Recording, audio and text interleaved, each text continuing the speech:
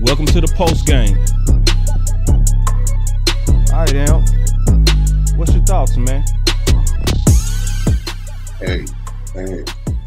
It's amazing what happens when your Dallas Cowboys target exactly who they're supposed to target. So we saw the effects of Spam Lamb.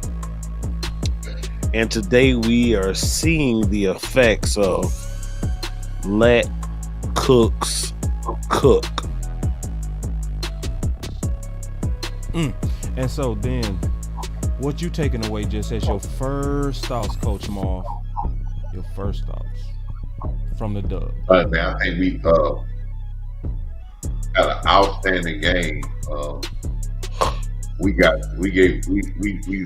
really opened our offense up to everybody today, and it started with the catalyst with Cooks. The catalyst of Cooks getting his targets, and it goes to two things: the offensive line and Dak Prescott. They are the leaders that got everything else. Everybody else built off of them. Those two units, Dak Prescott himself and the offensive line, allow everybody else to cook. There it is. All right, so we gonna be right back, man. Y'all stay tuned, man. We got a lot to talk about on this post as we trying to prepare for a championship. Let's go. Ay, ay, ay, ay, ay, ay, ay, go crazy.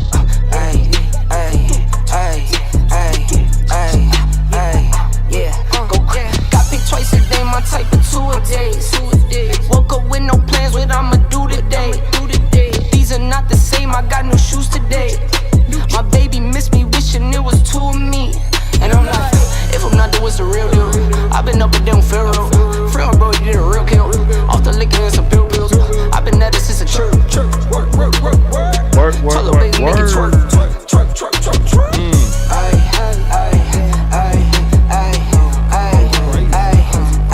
Go crazy, yeah.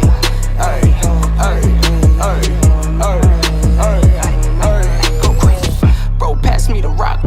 I've been moving out the box. Top speed going top. 101 going pop. Getting hot. In the paint, never flop. At the rim like who? Get the crown like Brian. Make it some and I'm spending some. What's the plan? Bet I get it done. It's me, yeah, neighborhood.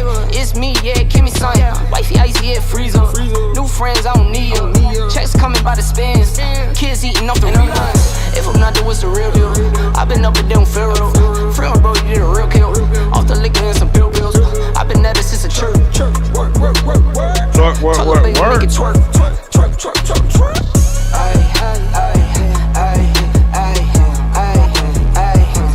Crazy. Go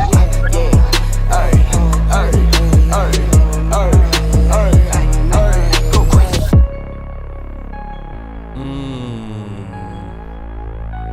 Go crazy. Go crazy. Cowboy Nation, go crazy. Let's go, man.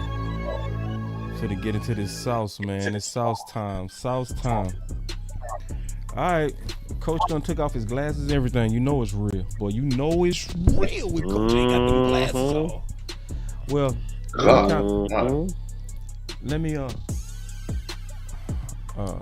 let me kind of kick this off. Alright. So obviously we saw, and we go kick it off with the elephant. So we obviously saw Brandon Cooks do his thing. And obviously, most of us are happy. We go clap it up.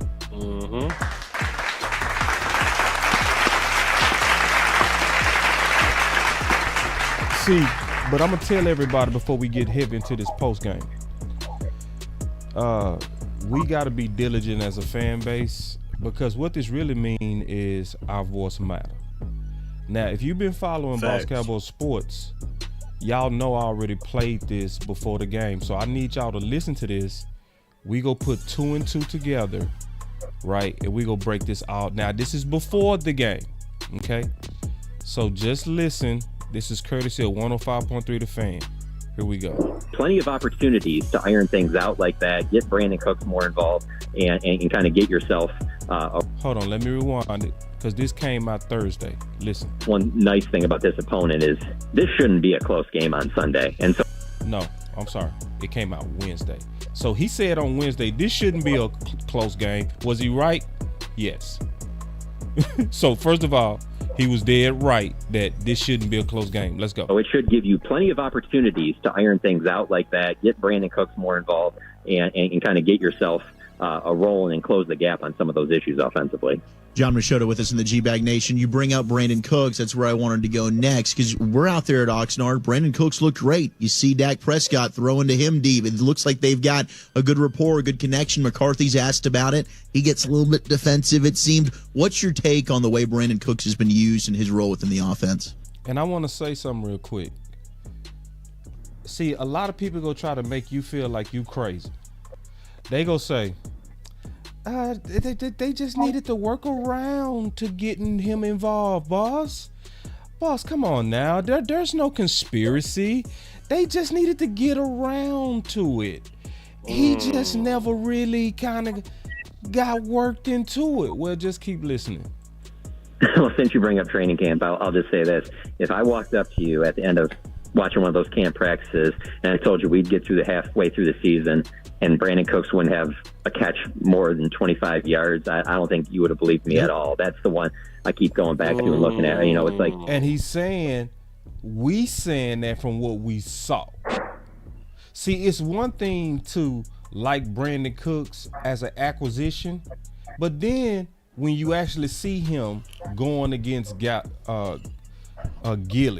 Diggs, right? And you watch it and you like, nah, this dude got juice. Everybody and their mama could see that Brandon Cooks still had a lot of juice, like we saw tonight. But let's keep listening. For me, it's not just this game on Sunday. This isn't just let's point at the Brandon Cooks lack of involvement because they lost against the Eagles. It's not that for me. It's when you look at his numbers through. He missed the one game because of the knee, but he still played in 7 games, and you just look at where his numbers are at, and I don't see a guy that I'm like, oh well, he's just at the end of his career. He has nothing left to offer. He is still a good wide receiver. Something has to get figured out there. And I will say too, though, this is not just a Cowboys issue. I was watching, that Steelers game on Thursday, and George Pickens is needs to get the ball more, and that's an issue out there. And they're asking Mike Tomlin about that constantly, and they're bringing that up because his answers sound very similar to what Mike McCarthy and coaches were saying when CD wasn't happy about not getting the ball against the 49ers. I get it that there's only one ball to go around and all that, but 7 games is a pretty good sample size, and for Brandon Cooks not to be a bigger part of the offense, that just leaves you scratching your head. So I will say, because it has become such a big topic Now pay attention to this part. He said, I will say, now listen. I will say, because it has become such a big topic this week, I would not be surprised if they're forcing him the ball. They say they're not. This was on Wednesday.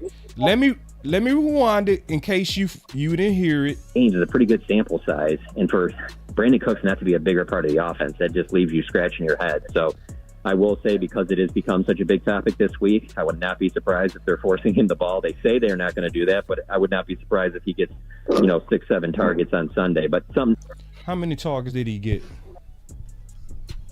So today, Brandon Cooks, 7 targets.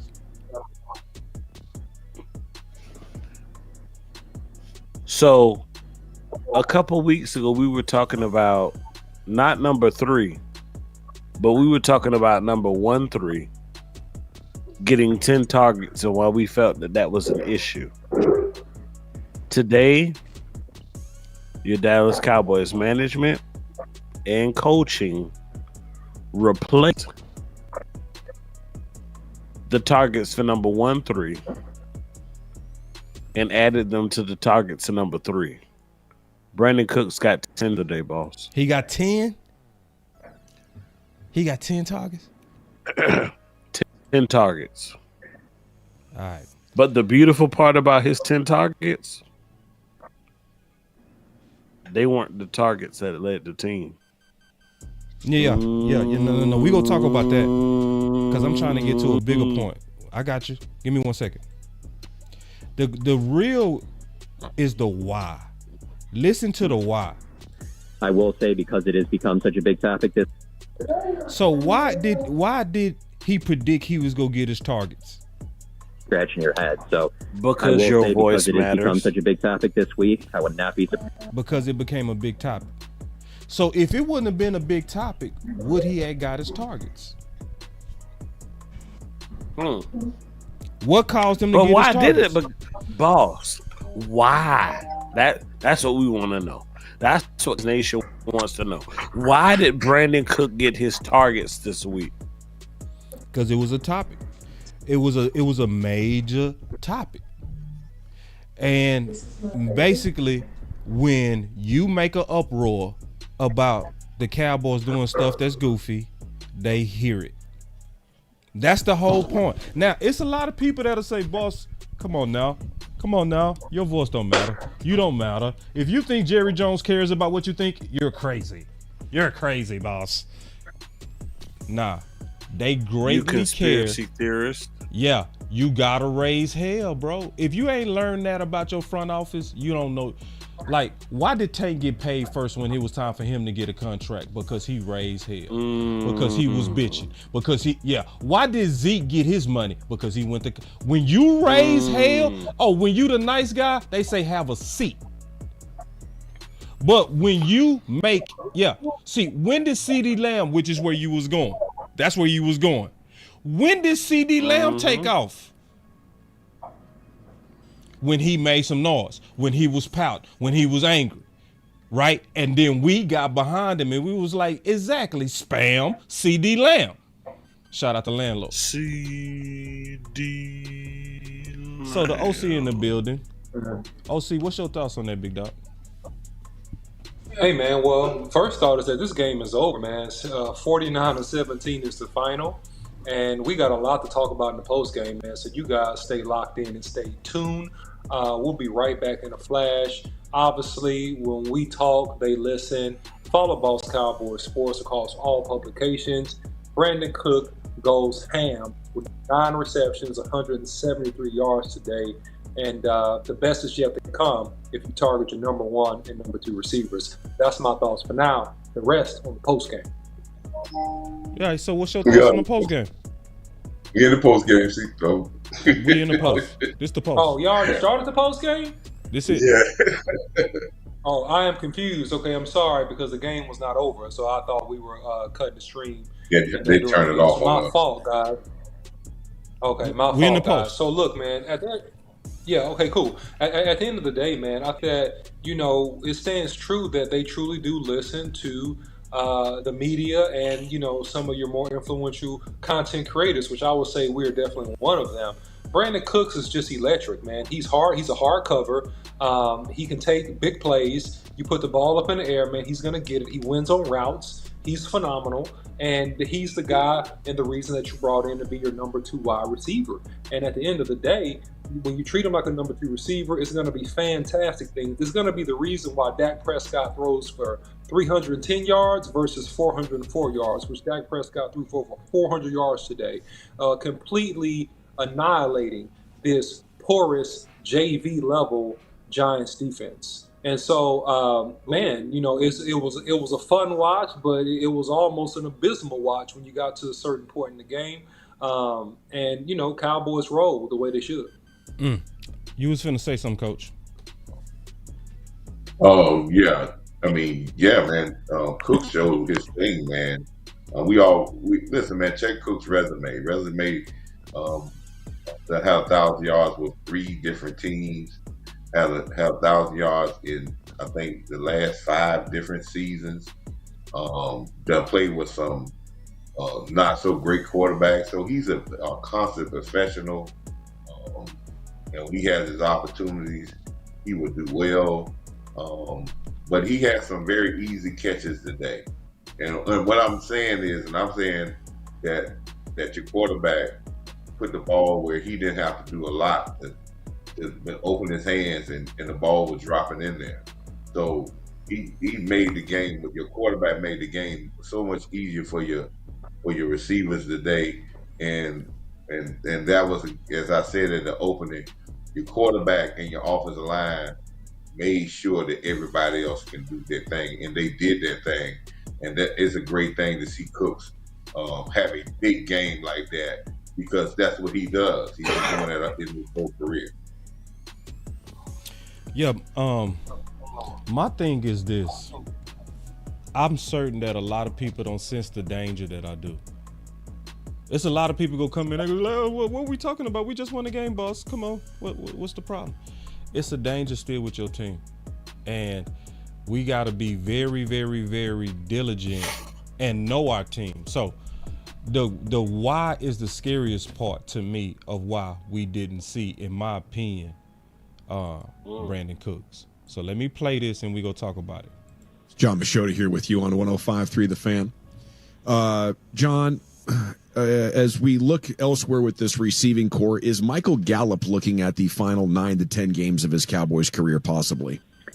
Oh yeah, no, that's a real possibility. There's no question. I mean, especially with what he's getting paid, and I mean, they need him to be at the very least their number 3 wide receiver. He has to be their 3rd most productive receiver. I mean, there were hopes that he could be their number 2. See, that part came out fast, but you can't let that go over your head. Who in the right mind ever hoped that Michael Gallup could be the number 2? That's, to me, what took so long. That's what took so long. Culturally, this is why you got to keep your eyes on the Dallas Cowboys. Because it's too many times free agents are treated like bastards and the draft picks are treated like sons.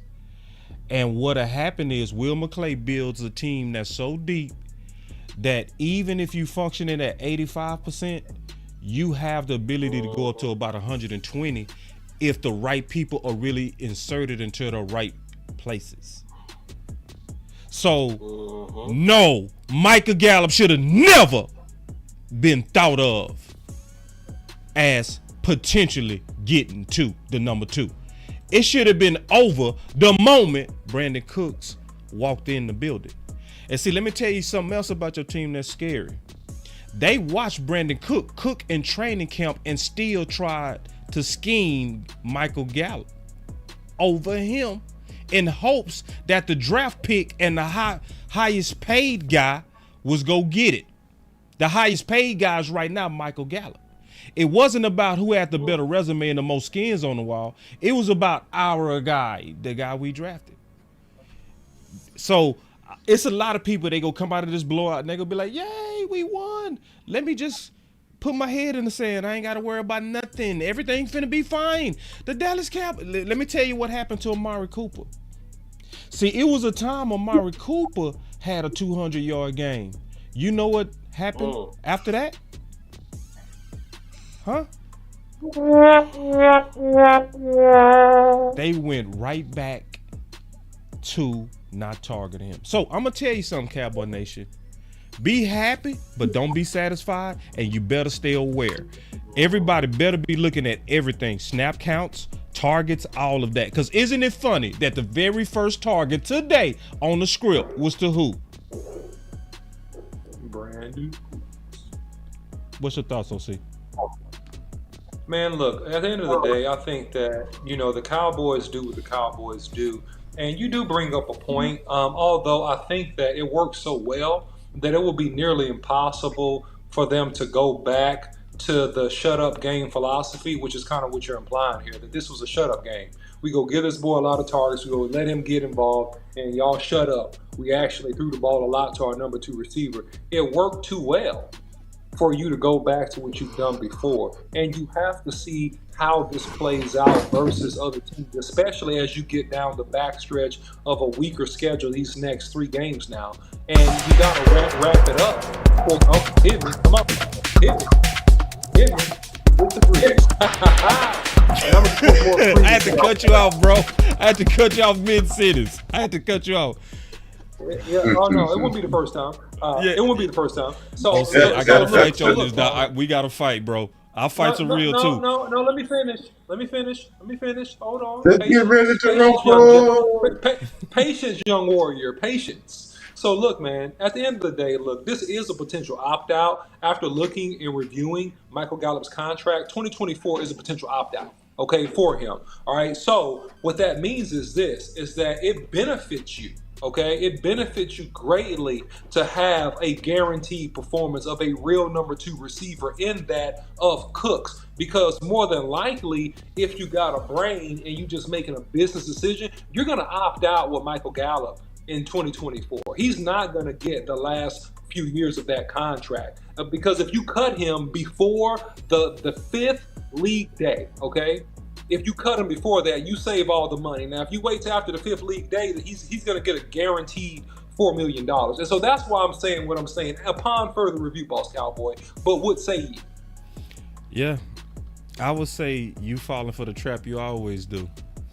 You think logical, so you think people think logical like you. So let me ask you a question. Does logic has anything to do with ego?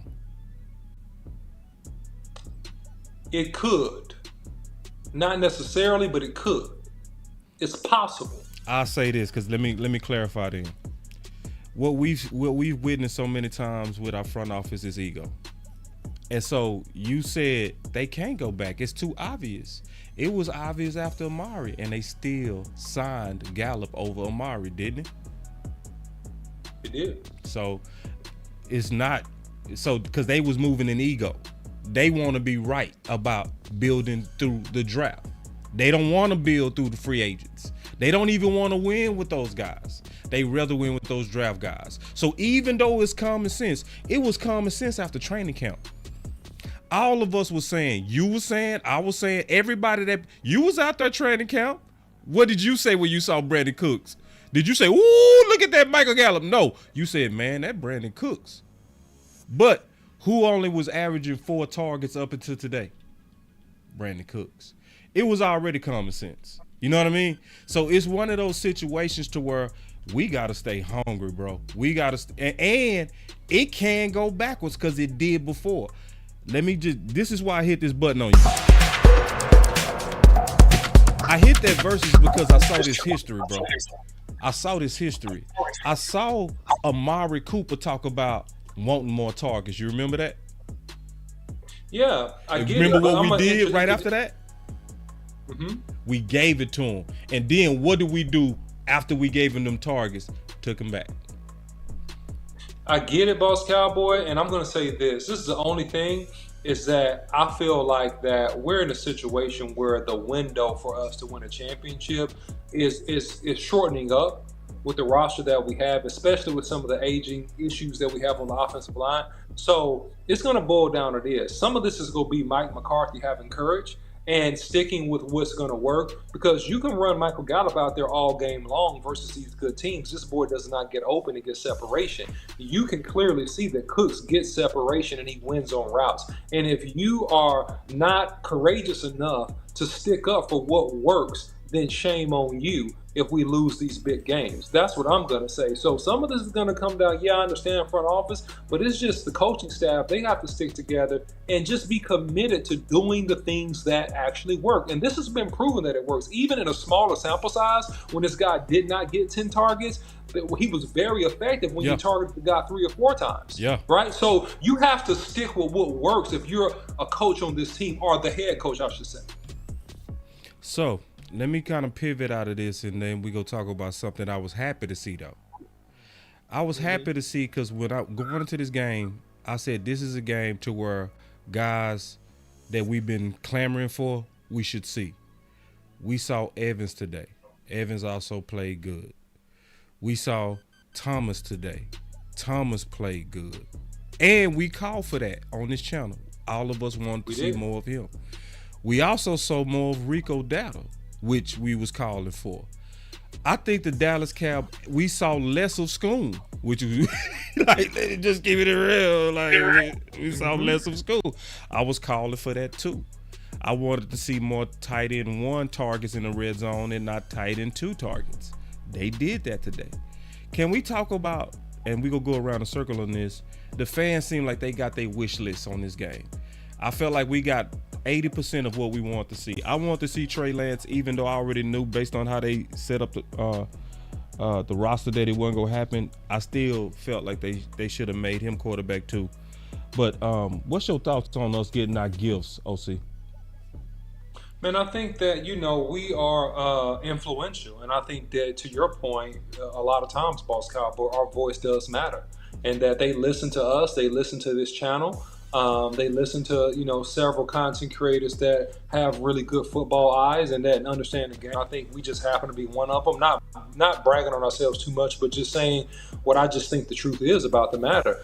And that really is just common sense. And that in a game like this, when you're playing a team that has absolutely no chance in God's green earth to beat you, then it just makes perfect sense to incorporate some of the other people that we want to see in this game. A, because you want to get a look at them. B, because it strengthens your roster and increases your depth as you get further in the season. And the more able bodies on that 53-man roster that you have that can make plays, the better off you're going to be the later you get in the season. So those are my thoughts. So what's your I'm gone. Coach, what's your thoughts on the things that we wanted to see, we saw? And you can, we can start with Evans. No, I mean, I think we gave Evans a good shot starting off in the game, and I think the Cowboys feel that Evans is going to be very important because if you look at some of the games we got coming up on our schedule, the Detroit, the Seattle, a run-stopping linebacker is going to be a more physical linebacker is going to be very important. And we thought that the Giants would start off with trying to run the ball because of their rookie quarterback. So I think we gave Evans a lot more plays once they got behind, and then that's when we started to see Evans come out because we went with a little bit more of a coverage type linebacker because we got him in that style. With the offense, as I said in the telecast, everybody got a chance, opportunity. Everybody got some plays called their way, and what this does is, as what the OC was just saying, it makes the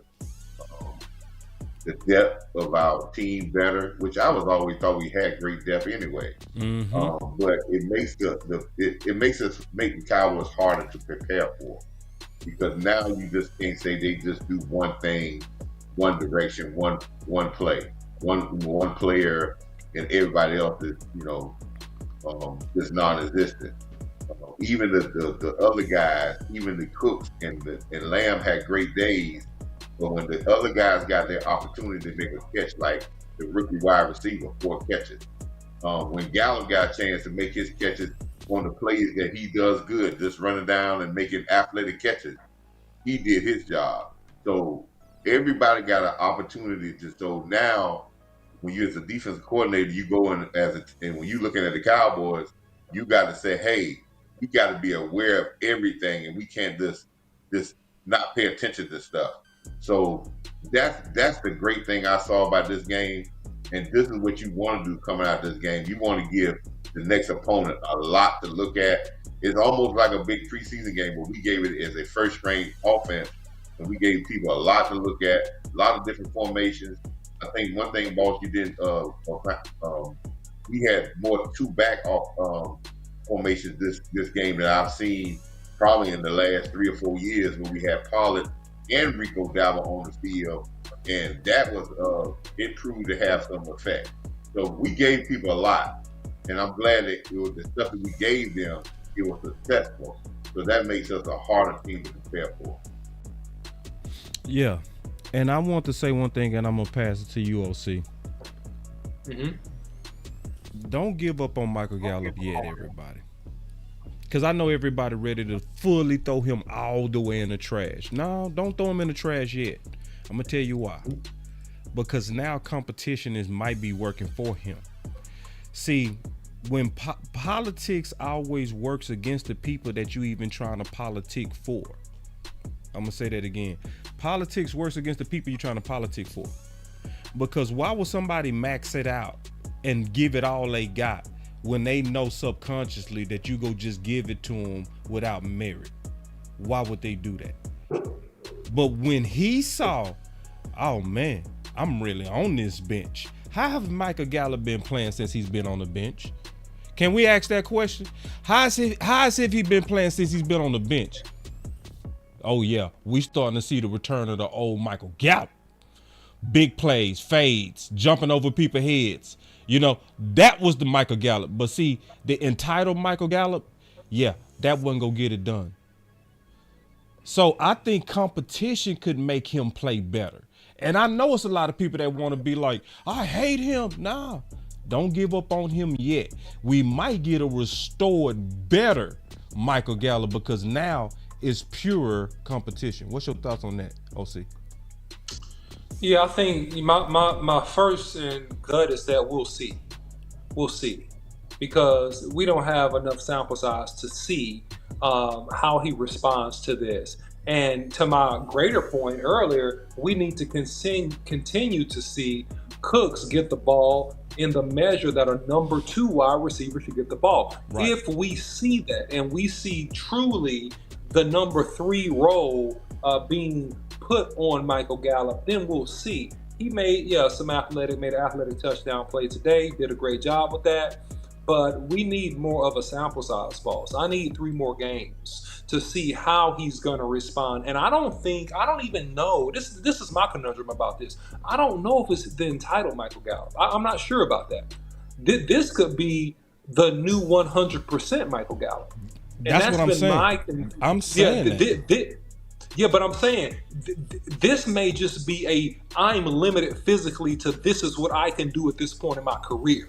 You know what I'm saying? Not that you're not getting the best out of me. Like, no, this is my new best. This is my new 100%. My new 100% is now 85%. And that's what I'm curious to see, Boss Cowboy. But I would say, give me 3 more games. And if I see him turning up and being wild, I'm like, okay. Let me ask you a question. Yeah. What did he do when the ball came his way today? He made plays. What did he do after that drop? And he was benched. What did he do when the ball came to him last week? I don't remember last week, boss. You got to catch me up. He caught everything. He caught everything. After he dropped that ball, he caught everything. And his effort was excellent. So yeah. I'm not saying you're wrong. I'm saying I need hold on real quick, Coach. I'm saying I need more of a body of work before I sign off on that theory. I'm with you. I was just saying in terms of how he's trending so far. You feel me? So he's trending, and I think competition did it to him. I think it was him being benched that is making him max out now. What was you gonna say, Coach? Let's cut through the chase on this.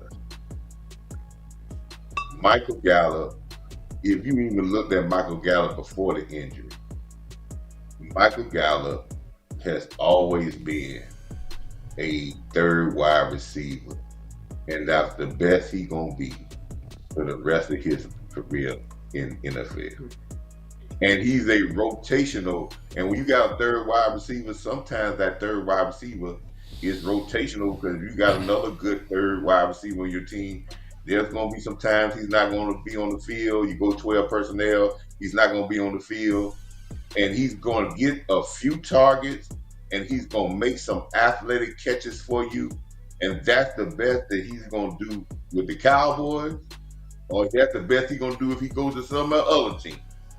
But only thing I ask him to do is when he get those opportunities, if he can make me 2 or 3 big plays or big catches like that in the game, for me, he does the job. Now, if that equating with his salary, that means you overpaid a 3rd wide receiver. They made that mistake thinking that he was going to ascend from something that he's never been. I don't think he's going to be a 70, 80, catch 1,000 guy, to route run guys, catch ball across the middle, shake guys down, get a lot of separation. He has never showed me that, really. And he ain't going to show you that now, next year, 2 years from now. He is what he is, but he can help us right now. And to OC point, if for this year, if he can do what he did today on a regular basis, every game, and know he's not gonna get 9 targets, He only gonna get about 3 or 4. When he get those 3 or 4, he better make them count, and that's what I want. Point blank. So, OC, what's your thoughts on the uptick of Rico versus Pollard? Younger legs are the best legs, man. Damn. Less damage is the best players when you talk about running back. That's what I think, man. You know, I don't think that Rico is more talented overall, you know, than a person like a Tony Pollard, but he's fresher, he's younger, he's stronger. And that's just what you're looking at, man. And it's the old adage of that, you know, the average career of an NFL player now, I believe it's like 3.1 years or something of that effect. It may be less. But when you get hit with a bunch of shots from being a number one back, which is what Tony Pollard was last year, you have a leg injury, you come back, you're seeing the result of that, and you're seeing also the wisdom in the Cowboys not giving him a long-term deal because he's proven them right at this point. Ouch. Coach, what's your thoughts? I don't see that. I see a guy that this Cowboy offense is not. There is a limited basis of the runs you're gonna get, and you're gonna have to get some tough yards here and there. I think Tony Pollard did an excellent job of getting the tough yard. But I think we have got so that we think that he's going to have 50, 40, 45-yard runs, and that's how we equate a back. And I know we all football guys. We know that those 30-yard runs are few and far between in the NFL. They don't come often, and they don't come often with even the great backs. They don't come often. So, but this offense is not built off a running back getting 40 carries. That is a second thought with this team. If they have showed us that, but I think it could be effective. I think you need to give Rico his carries because the 1-2 punch of him and Rico is a great thing. That's what we've been trying to say last year. You had it already, but you let it go out the room because some of these Cowboy fans said that one is a 1-2 punch, and I think their 1-2 punch now is going to benefit the Cowboys a whole lot. I see that both of them got about 12 to 15 carries in this game. So that averaged up to like a 27 carry time. I don't think that they're going to give the ball to Tony Pollard no 20 times. But with Rico there, they're going to add those carries together, and you're going to get one complete back with 2 backs. And I think as a Cowboy Nation, we should try to douse out this thing about who should be the first or who should get it, because I think between the two, you're going to get a very good running game. And the way they got it going on now, I like it. Keep it going that way. And Coach, let me ask you. Let me get some feedback from you on this. I agree with you on the 1-2 punch. I think that combined, if we get a body on a body, we can be fine there. But do you think that Tony Pollard is as explosive as he was last year? No. Do you think he's lost a step, Coach? Yes, for sure. No, I know he got over a 15-yard run in every game he done played this year. And we think he's going to get 30, 40 he yards. asked, did he lose a step? I'm asking, is he as explosive, Coach? I'm asking, has he lost a step? That's what I'm asking. Based on your eyeball. I don't see him. You don't think he's lost a step? I'm seeing him getting number one running back defenses. And if you can give me, listen, this is the same thing. Didn't we hear the same thing about when Zeke was leading the team last year with over 15-yard, 10-yard runs, and everybody said he wasn't explosive? But it was true. You tell people that? It was true, Coach. It was true. He wasn't as explosive. He was a short yardage specialist, and I'm not saying that's a sin. I'm not saying there's nothing wrong with that. But he wasn't as explosive as he was previously, Coach. I mean, you got to admit that. My question is this. Do explosive mean 25, 30-yard run? No. Explosive means creating separation and being able to do in the open field some of the similar things that we're used to seeing you do. Right. It's being similar. It's like and kind. It's not being exact, but it's similar. It's being like and kind. And I'm saying this, and no shade or hate. I'm simply saying that we're not seeing like and kind in terms of what we saw from Tony Pollard this year versus what we saw in the past. That's the only thing I am saying. But I do agree with you in the sense that with a 1-2 punch, that could definitely be more than enough to do what we got to do, especially because in Dak Prescott we trust. And we ride number 4 all the way. And as he goes, this team goes, and we put the ball in his hands, and a lot of great things have happened. I think both is true. Both. I think Zeke wasn't as explosive. I don't think Pollard is as explosive. But also what's true is that RB1 is just totally different than RB2. Both are, and it's a long history of RB2s having better averages than RB1s. Yep.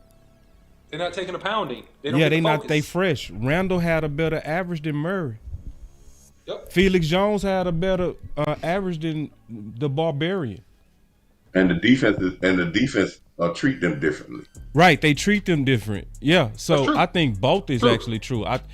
It's okay to say that Tony Pollard is not quite himself. You know what I mean? I think that's true. But at the same time, I think hold on real quick. I think the call that people thinking, okay, put Rico there and he's gonna be better. I don't think that's true. That part I don't think is true. I think but they helped him out though.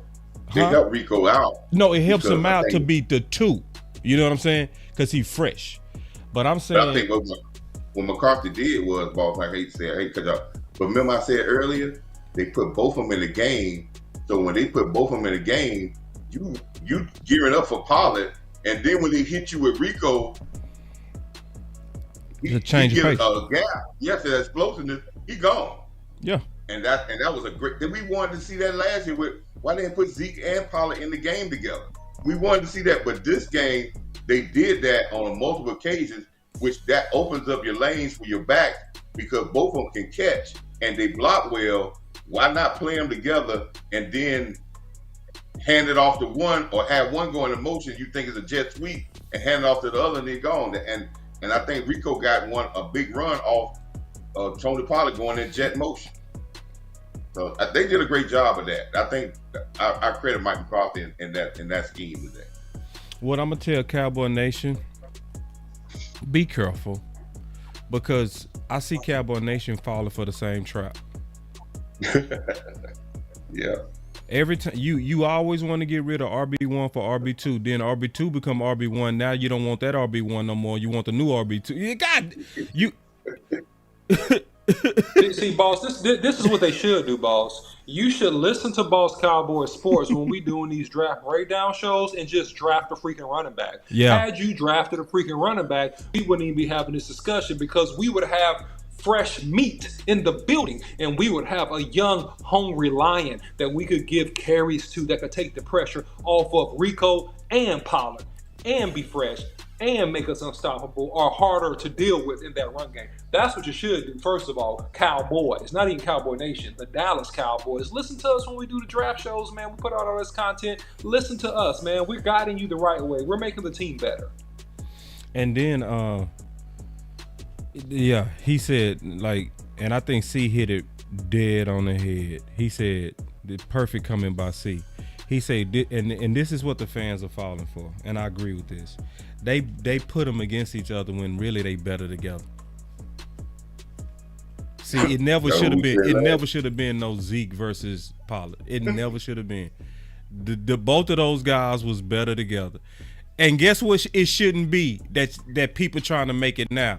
It shouldn't be no Rico versus Tony Pollard. Both of those guys are better together. That's it. So it's really more so just ramp up Rico because then it's gonna help Tony Pollard. Don't put too much load on Tony Pollard. Keep him fresh, you know. So I know people go get into styles and this and that and all of that. No, we all know they had different styles. Like Rico got a different style than Tony Pollard, but they still better together. I want to throw something at you, OC, and you, Coach Marv. Is Mike McCarthy getting better? Yes. Yes. He's getting better on his judgment in terms of putting the ball in the hands of his best players. He's getting better at throwing routes at the top of the route tree and not being limited with just underneath routes. he's getting better at understanding his personnel and how to mix and match it versus different fronts. Yes, Mike McCarthy is getting better. I would say he's. If I judge him in the last 2 games, I think he's getting better. He took a backslide with me on that first. He did. He took a backslide with all of us, Coach. He backslid. He took a backslide on that first one. When you got inside the 5-yard line and ran, throw the Pollard and got it down to 2-yard line with 3 yards, and then you want to throw the ball, and then you come back on the 4th down and run. If you were going on 4th down again, I said, if you had the intention going 4th down all the time, you should have ran on either 2nd or 3rd down. You should have ran the ball in. But anyway, I digress. But as he learned from that, he went back to being more solid. Like I said, I think he did a great job today because he made sure that when you go watch film, and I keep harping on this, he made sure when the next team go to start scouting them in these 4 days where they got 4 games in 18 days, where it's going to be hard to scout guys because the games are coming so fast. He put out a lot for people to digest that's going to make his job easier because you're not going to be able to hone in on certain things because he gave you a buffet of stuff for you to eat. So I think he's improved in that area. But like I have always said, boss, I said in the beginning, I was not worried about the offense because I trust Dak. I see the talent we got. I see our offensive line getting better. I see everything. So I'm not worried about the offense. But I think Mike McCarthy has gotten better. And I think the offense is still going to improve because like OC said, he's letting Dak do his thing. And Dak has always did his thing. This is not surprising for me from Dak either. Yeah, so we got us a good comment by King. He said, Boss Cowboy analysis on defense today. Because you keep saying, Coach, that your concern is the defense. And I'm going to say this. I remember OC, and I remember OC said last year when we asked OC, was this a championship defense? And I remember OC telling us, no, he didn't think it was a championship defense last year. And we kind of was arguing him down by that because we thought it was a championship defense. Well, I think OC was correct. And now I'm taking the OC stance this year. And the reason why I'm saying that, because it even pissed me off, even though we didn't even watch the last 3 minutes of the game, to find out they scored another damn touchdown. Coach, are you being greedy? Coach, are you being greedy? No. Just what I'm saying. No, he's not. He's not. You know how good our number 2s are. Giants play number 2s all day. They still shouldn't go down the field and score on us. I don't care what time it is. See, again, I said this before, and I think I'm taking what OC stance was last year. And I'm taking that stance now because I think we harping on the receiver and who we get involved in the offense. But our damn defense in the big games are giving up 33 points a game. Digest that. And if we think as a Cowboy nation that we're going to go into tougher games down the stretch and in the playoffs and win shootouts and win a Super Bowl, you might well say you're going to be frustrated again. Because I say it again. When we went into the season, I asked everybody in Cowboy Nation, even the people, y'all, you OC and Boss, I asked you, when we went in, we had expectations for 3 levels: defense, offense, and special teams. We were crazy about, man, we ain't going to have a kicker by the special team. They have exceeded. They have block punts, return kicks. We have done a great job in special teams. Our offense now is budding with Dak Prescott is probably the leading passer in the last 4 games, and we got everybody cooking, and we see potential in everybody going. Has the defense improved from last year? And that's what we thought.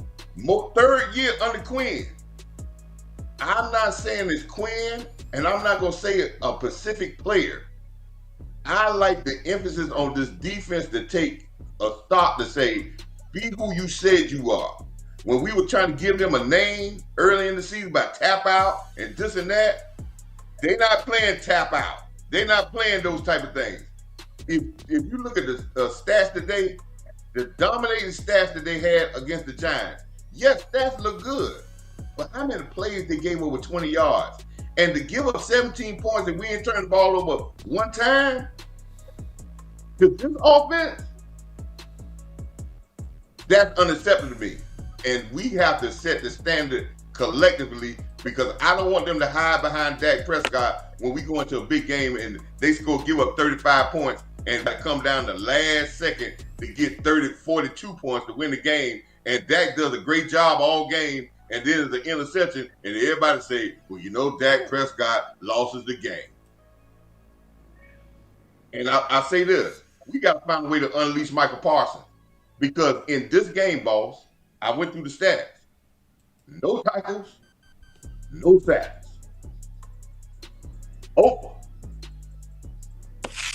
And if I got the greatest player in what I think could be one of a generational player, I got to put him in spots where he can affect the game more than that. That shows we got a good defensive guy. But I need him in a place where he can affect the game more than to come out of the game with no tackles, no sacks. So we got almost 300 people watching us live, and we only have about 120 likes. OC, what's your thoughts on this defense, man? And just looking at your analysis on this defense, we definitely want to hear from you. Yeah, man, I think that this defense is a great defense versus average to below average teams. I think it's a disappointing defense when you get into big games and you got to have must-stop drives or must-stop plays. The Cowboys, to be a very good defense, I'm not even a great defense, but just to hit the next level of being a very good defense, you're going to have to stop a good team in a key drive, in a key moment. You're going to have to hold a good team under 20 points. And the Cowboys hadn't been able to do that all year. So the Cowboys remind me of a pretty woman that you're dating who makes good side dishes, but she might burn the steak. So, you know, you can't burn the steak.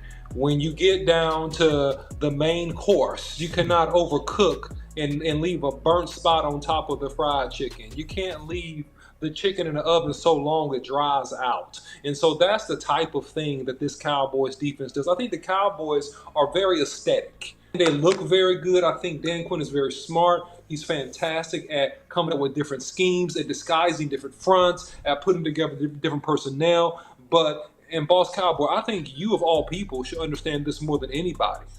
As mean of a player as you were, just as a mean, aggressive, determined, no mercy type of guy, pretty much that you were when you played. That's the heart that you need for really great defenses. And I don't see that heart and that mentality in this defense. They need to evolve and grow. Oh, boy. So maybe we to the point to where we need to get off because my girl Stargazer in the building, she say, boss, I'm with coach. This defense has been a major letdown. What if it's our expectation? I don't think it's your expectation, Boss Cowboy. I think that a part of it is that you spend all the draft picks and you get all these pieces, Boss Cowboy, and you got Michael Parsons. And we've seen this now a couple years in a row where Michael Parsons has dry spells. He'll have 2, 3, 4 game dry spells where he's not very productive. And so is that all on Dan Quinn? I don't know. I think that you got 5 sacks versus this defense, this offensive line today. So is that Michael Parsons? Is that Dan Quinn? I don't know. I would say if I don't know, I tend to think that it's a combination of the two. You know, it's a combination of Michael Parsons bringing this A+ game every game. And it's a combination of Dan Quinn being smart and putting them in a position to make plays. I would say it's a combination of the two. So I think that, no, the expectation is it should be there with all the pieces on every level of the defense that you have. I think it's a fair expectation, boss. I don't think it's unfair. So, because the expectation of this defense was almost like Legion of Boom. Balls are saying stuff. No, I don't that's think why so. I said, that's why I said, is it our expectation? Because if you thinking Legion of Boom, no, right? But if you thinking a good enough defense, it's almost like we got to start thinking more complimentary versus what we used to say. This is the defensive team. You know what I mean? It's like now. Yeah. Okay. You see what I'm saying? It's like they are what they are. You need Dak and them to do their job too, or we could lose it with that D. That's what I meant by is it our expectation? Well, we was thinking to Legion of Boom when this is really just a good defense. When some people, me included, was of the opinion that this is a potential all-time defense. Was it our expectation? Yeah, okay, so if that was our expectation, then you're right. The expectation is way too high. Yeah, if that's the expectation, I think that our expectation should be that this defense gets better every week and turns into a very good defense that can hold a team down and give your offense adequate chances to score and win the game once you get into the playoffs, right? That's what I think the expectation of this defense should be. Not that this is some type of all-time top 5, top 3 defense, even in the league this year. Mm-hmm. But here's the thing. Here's the good news. You don't have to be a top 5 defense to win a Super Bowl. That's the good news. You don't. But you do need to be a good defense and a strong enough defense to stop teams in key spots. And that's the bigger concern that I have, is that versus good teams so far this year, we have not been able to stop teams in critical spots, a.k.a. the Eagles, a.k.a. the 49ers. And I said this before, I'll say it again. Every team needs a signature win. And every defense needs a signature game where they kicked a good team's butt or they stopped you and held you down in the critical places in that game. And the Cowboys have not done that yet. And I think for them to go far in the playoffs, they're going to need to do that at some point this season before we get into the playoffs. All right. Can I say I think what my expectation is? And this is why I put it on Twitter. When I said what I said about the defense, because I don't like, and I think it goes back to what OC said first about the mentality. See, this mentality at the beginning of this year, who put the expectations on the defense? Hey, McCarthy said we got to have a great defense. We're gonna play to our defense. All during training camp, our defense was doing this. And our players, they were saying, man, we can have the greatest defense. And after the first game, I heard that these guys talking about they have the greatest defense. But I don't even hear nothing said. I don't hear a word from the defense saying, man, the mentality of a great defense or a very good defense would have said in the San Francisco game, even though the whole public was talking about Dak Prescott threw 3 interceptions, but we was giving up yards like water. They were scoring like water. The whole team, if you had that mentality, you know what you would have been saying as a defensive guy? Damn what the offense did. We lost that game.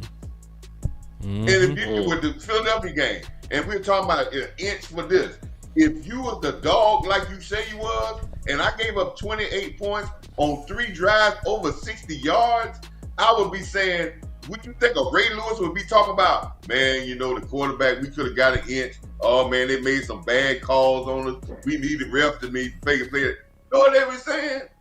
We gave up too many points because we don't give up 28 points. And, Coach, you know what I want to see come out of our defense. And then when we go to the sideline today, if the standard is the standard, when we go to the locker room today, if I'm not upset because we gave up another 7 points to a team that should score against a high school team,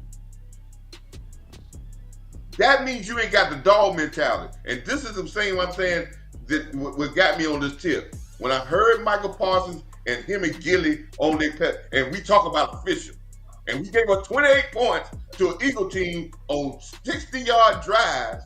And we talking about officials, oh man, we didn't get this call. You giving up 17 points a game, but you gave up 28. Do your job. The standard is the standard. If it's 17, it's 17 against 49ers, the Giants, anybody else. And put the emphasis on them, and the offense will be better for it. Do your job defensively as collectively, and I need to get that mentality back where they're going to say, we're going to stuff people down, and if they get too many points, that I don't care what the offense does. We didn't do our job. And I don't see that in this team, and it goes back what OC said. You got to be that type of dog as a defense that have that mentality. And I don't see that. I see a guy that's hiding behind Dak Prescott because we don't do our job. We know what the fans going to do. If we get them in the 30s, we don't win a shootout, they know what they're going to say. It's Dak's fault. And we don't hide behind that. One thing I'll say, Coach, to your point, and just give us some more context from a player perspective. I remember being on the field and playing against some really good defenses, and I just remember, and we had a good defense at the school, at a time that me and Boss Cowboy went together, and I just remember, man, even being like in a couple scrimmages, and man, the defense was mad when you got a first down. They was mad that they didn't tackle you in the backfield. They'd start cussing at each other and yelling, and I'm an offensive lineman. I'm looking like, ha, and I'm laughing. I'm just looking like, wow, these boys are hot. They are hot mad that you got 10 yards. I remember playing against some teams, and boys, it was cornerbacks and safeties. They were hot mad when you caught a ball on them. They were hot mad. Impressive. They were very upset, very angry. Like, you're supposed to go this whole game and not catch one ball on me. That's the attitude. That's the mentality. That great. We got that though. We ain't got that though. Remember, hold on, Coach. It's like we hoping for what we not. Yeah, but look, boss, I know we not. I know. And what I'm saying is, I'm drawing a parallel. I'm saying that we're not there, right? We're not that defense, but we do have a chance in this season to improve. I can say that because we're in the middle of the season and it's hope. We got a chance to improve. And we also have to understand that the complementary football, and I was circling back to your point, boss, is this. It's not we got a great defense and, it's just a defense and we're going to play complementary football. No. It's that we actually have the best quarterback in the NFC, Dak Prescott, and we got two receivers that you can't cover. And we're going to ride these boys. Yep. And the defense go give us everything they can. Yeah. That's what we're really going to do, boss. That's the new identity. That's the real truth. That's the mid-season identity. That's true. Damn that. I mean, but I hear what you're saying. Hold on, Coach. Let Am jump in. Coach. Hold on. Am back? Okay. Amp, you all right? Something going on at the house? What happened at the beginning? Too much of what happened at the beginning, but nonetheless, I'm back. I had to make sure my family was straight. But You good, bro? Yeah. Okay. Just want to make sure. Now bro. I'm good. Okay, cool. Yeah, man. Yeah, you had that look like something happened. You know what I mean? But go ahead. Yeah. So, I'm excited because I saw what this team can be. I'm excited because I saw what this offense can be. We already know what the defense can be. But going forward, what I want to see is what our team can be. That's where we at. Mm-hmm. When we put everything together, when we put all three aspects of the game together, special teams, your defense, your offense, and coaching together, your Dallas Cowboys, the way they are currently constructed, can beat any team in the National Football League. when we put it all together. The problem is, even after us going into game number 9, we still haven't put it quite all together. All right, so let's put it together and finish out. All right, we'll give our final thoughts. OC, go finish it out. We're going to start back with you. We will get ample. Go ahead, Coach. I'll go first because I got to run out. So let me say something. You know something, boss? We start off this show, and in the middle part of the game, and at the start of this post-game show, explaining to the Cowboy Nation where our voice matters. And sometimes it's hard to see the forest for the trees.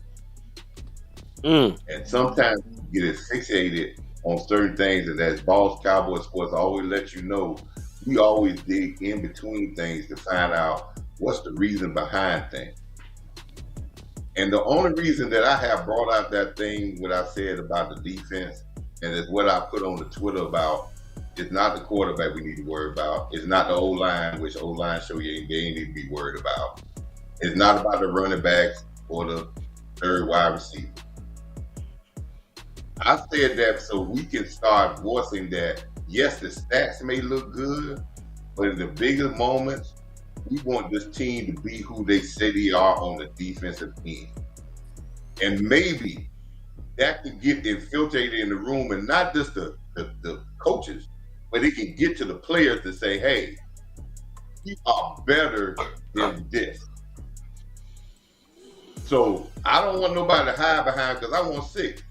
And I understand when you get to the bigger moments and it looks like we may have to go on the road, when you go on the road in the playoffs to win a game, your defense got to be nasty.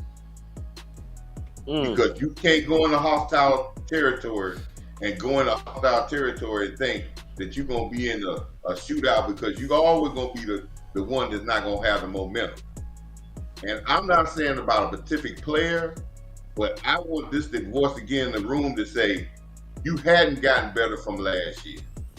And I want these next 8 games for them to get better than they were last year, and to step their game up to a level, and the offense will look even better if the defense steps up to another level. All the other questions about the offense will be mute. But bring their A game and bring that mentality from all the defensive players that step on the field, and make the standard the standard. I don't want to see another game where we getting guys running the ball outside like they did today. Even though they ain't do nothing, they still run outside. We still ain't got no containment. You've been preaching about that for 2 years. But they are better than that, and I think they got the mentality. And this is where I say when Michael Parsons needs to step up to another level, because he needs to carry that mentality that we gonna win this, and it's got to be on us. And if they carry that mentality that's gonna be on us, we're gonna be a monster team, because the offense gonna do their thing. But that's where I want them to carry. And I think our voice is going out there, not criticizing players, but saying, hey, I like for people to say, hey man, our defense got to play better. We got to stand up stronger. We gave up 30-some points in big games. And that may get into the room, so the next big game, they'll know that the crowd is saying, hey man, y'all gave up 30 points in the big games. And then they would say, hey, we ain't doing that no more. That's where I wanted our voice to penetrate on them now. Let's stop and go to all this other stuff that they ain't going to be. We going to be all right offensively. But to get our defense No, to they needed us level, offensively, Coach. No, they needed us offensively.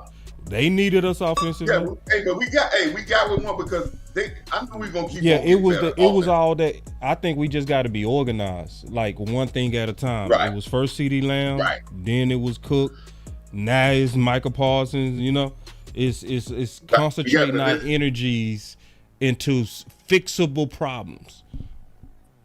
Collectively, though, I want the defense collectively, because everybody's making good plays, but we just having too many little hiccups, man, that shows me concentration problems. But listen, man, we should enjoy this victory. Do not let the naysayers. They pumped up. They didn't pump up the Giants, but they was like, "Are we gonna cover the spread?" Now they're gonna say, "Oh, but it makes no difference. We move on to the next week. Come to Carolina to do the same thing." But I want to make sure that we stay on top because I'm trying to get 6, and I'm not trying to denigrate nobody or rip nobody. But y'all know, y'all football guys, everybody on this stream here, you know, giving up 30 points in big games is not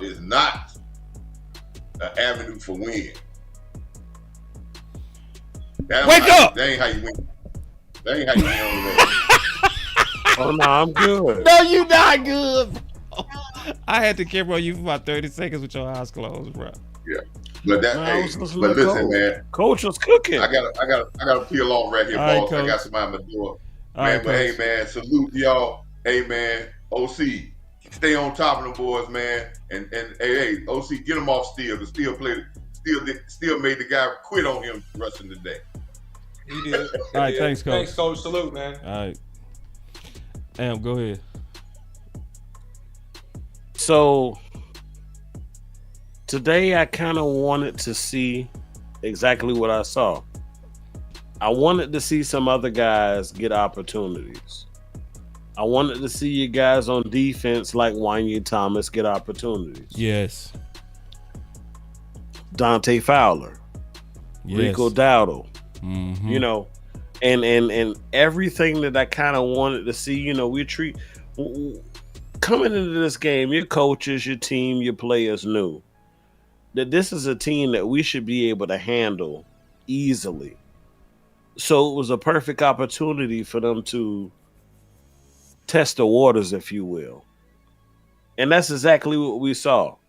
By default, you know, especially in the special teams game, we got to saw Rico because Turpin was inactive.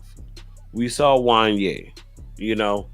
I'd like to see a couple more guys get opportunities, but even Brooks, we saw him active today. And what I see is kind of what we saw toward the end of last season. Dan Quinn was kind of messing with the lineup, but we saw that across the board for the team. Your coaches basically used today as an opportunity to test.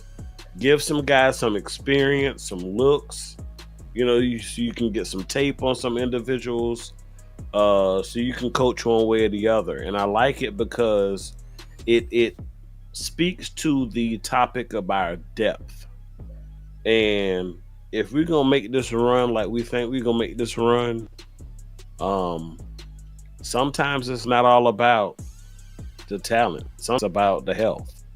Sometimes it's about the depth.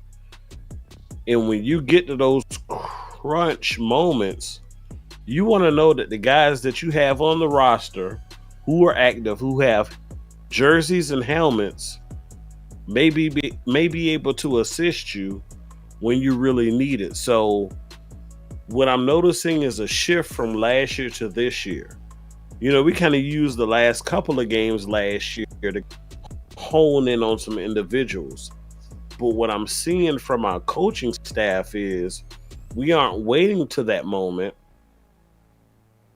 We're finding those moments throughout the season when we can.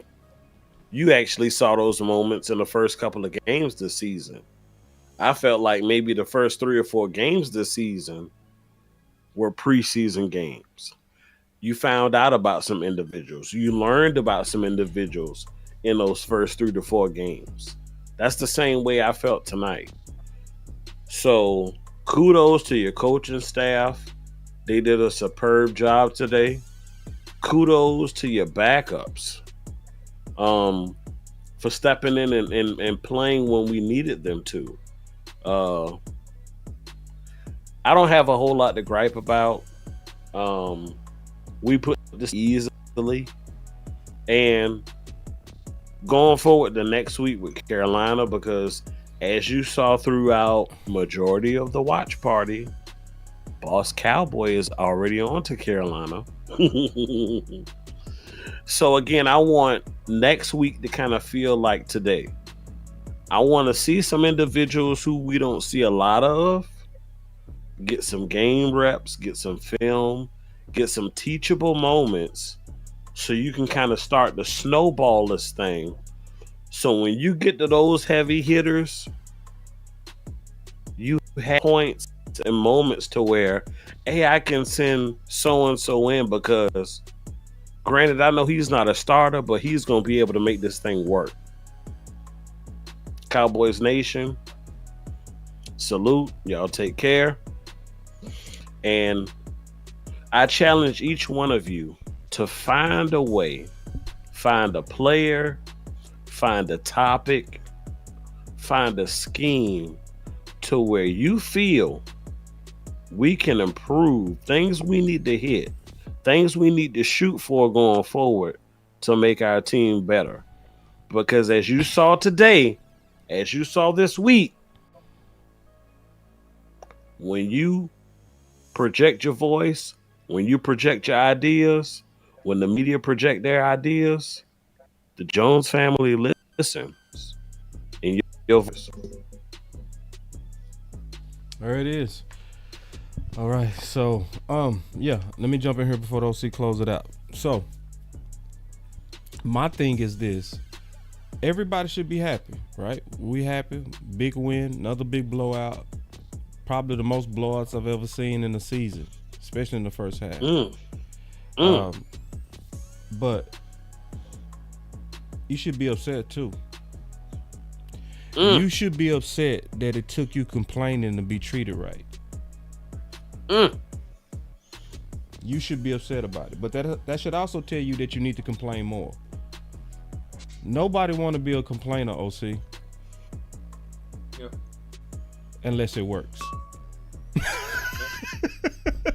Right? It works. There you go. Unless it works. So complaining works. It works. Y'all heard John Machota. I played that clip. He clearly said, based on the public pressure about Brandon Cooks, I wouldn't be surprised if he got 7 to 8 targets. He ended up getting 10. So for those who think they voice don't matter, and by the way, we was complaining while winning, wasn't we, OC? One win. Yep. Didn't we beat the Chargers? I complained anyway. Facts. Didn't we beat the Rams? I still complain. Right? So, but what got their attention is this, and this is what needs to get our attention. It's not about Brandon Cooks in this game. We need Brandon Cooks targeted like this versus who? San Fran versus Philly.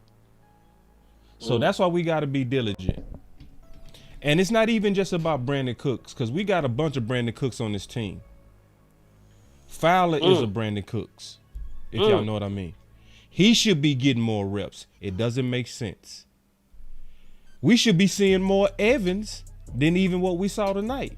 That doesn't make sense.